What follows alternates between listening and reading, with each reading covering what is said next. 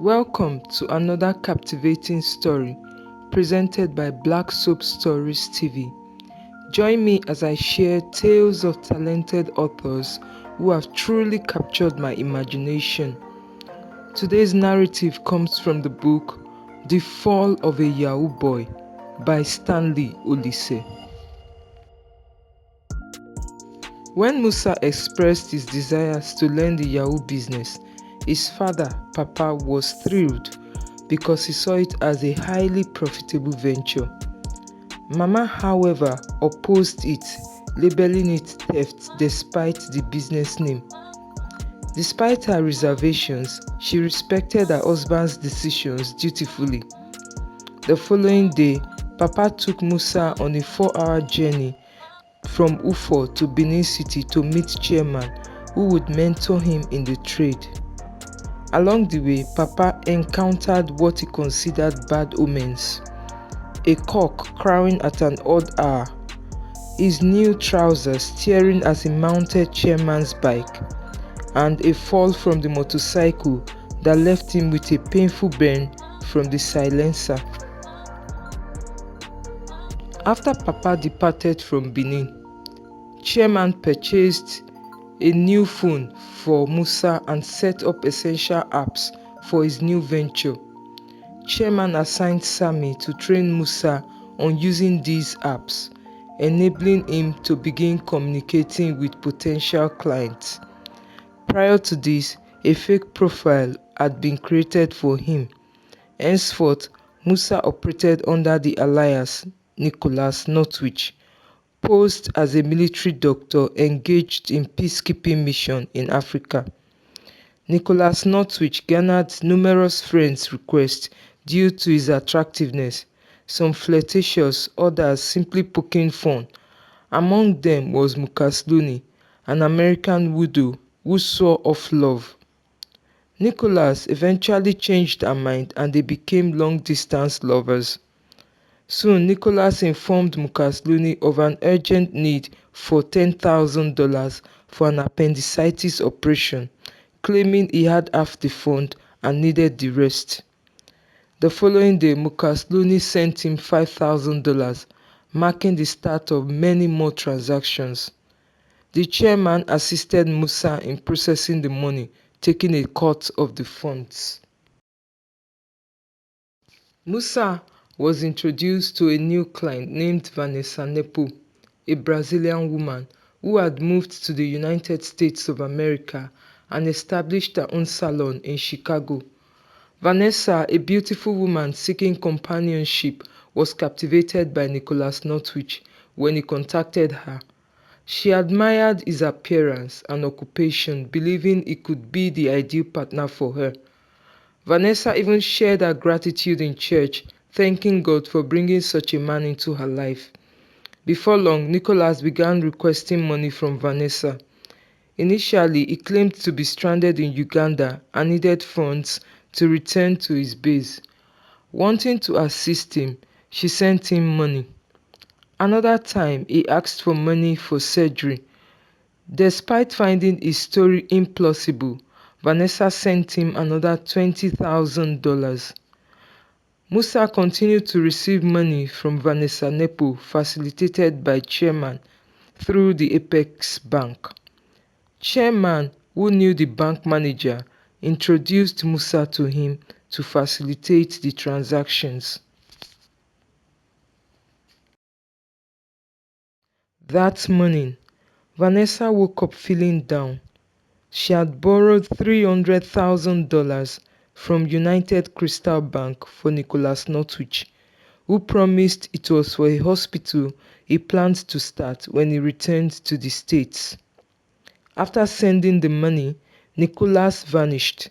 Vanessa, who had previously shared in church about her military doctor fiancé, now faced the reality that he had cut off all contacts after she sent him the money.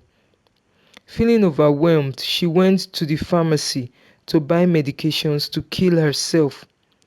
But when she couldn't show a prescription, the pharmacist, suspecting she might be in danger, had threatened to call the police, prompting Vanessa to leave.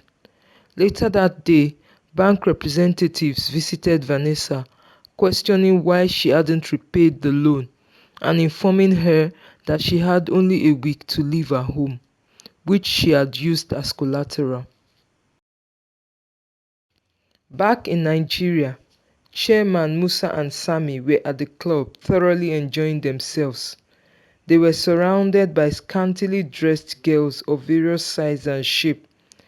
They ordered exceedingly expensive drinks. At another table sat another chairman named Mr. P, who set the tone by ordering a box of champagne for 1 million naira, earning everyone's respectful applause. Shortly after, Maurice T made a statement with an order of an even more expensive drink box for 1.5 million naira. Not to be outdone, Chairman sought to assert his dominance. He sent Musa to inform the DJ that he intended to pay 2.5 million naira for a casket of champagne. The entire room erupted in applause for Chairman, Musa and Sami. In Ufo, Papa and Chairman's father had become close friends, often sitting together to contemplate life. Papa expressed his desire to vie for a chieftaincy title in Ufo, which Chairman's father supported. Despite Papa not deserving of the Odumofo title, he secured it by paying 300,000 naira to the king and the kingmakers. Now he enjoyed sitting with the influential people in Ufo. Musa was thrilled when he learnt of this. He was pleased with his father's choice of chieftaincy title, feeling validated and no longer considered a disappointment. One day, the chairman was in the living room watching a football match with Musa when Musa broached the topic of Mokasluni and Vanessa Nepo. He expressed his belief that cutting off all communication with them might not be the best approach. The chairman granted him permission to proceed as he saw fit. Feeling a sense of guilt, Musa decided to reconnect with the women. He confessed his true identity to Mukasluni and promised to repay all the money he had taken from her. Though bitter, Mukasluni realized there was nothing she could do upon discovering Nicholas Notwich was not real.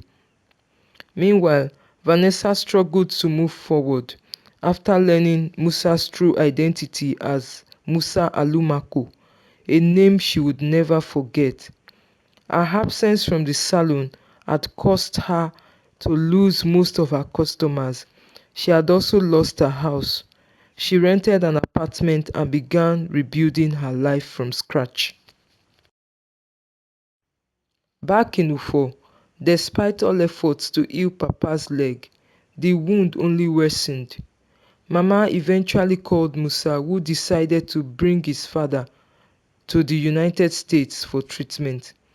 After the Nigerian doctors recommended amputation, with the necessary funds, Musa believed seeking medical solutions abroad was the best course of action. In the United States, Mukasluni had started anew.